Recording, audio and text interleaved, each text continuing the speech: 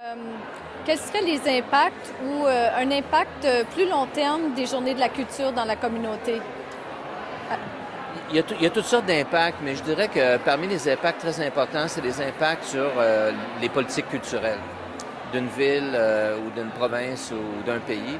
C'est-à-dire que les journées de la culture, Culture Days, les fêtes de la culture, c'est vraiment une façon d'attirer l'attention sur le fait que si on veut avoir un avenir comme système culturel, il faut qu'il y ait un niveau de participation de plus en plus important. Donc, ça nous permet de regarder, si on veut, le côté de la demande.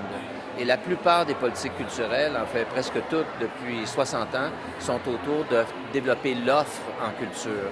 Mais là, en regardant les choses sous l'angle de la demande, on se rend compte qu'il y a des besoins en médiation culturelle, en éducation, il y a des besoins dans le système d'éducation, il y a des besoins d'éducation populaire.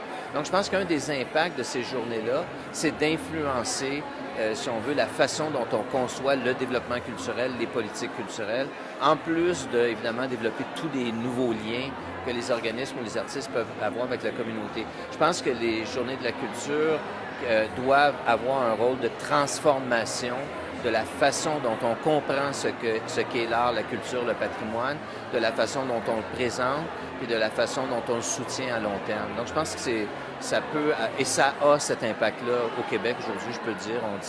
Il y a plein de nouveaux programmes qui n'existaient pas, qu'on n'aurait même pas discuté si toutes ces discussions-là n'avaient pas eu lieu pendant 17 ans autour des Journées de la culture. Merci beaucoup. Merci.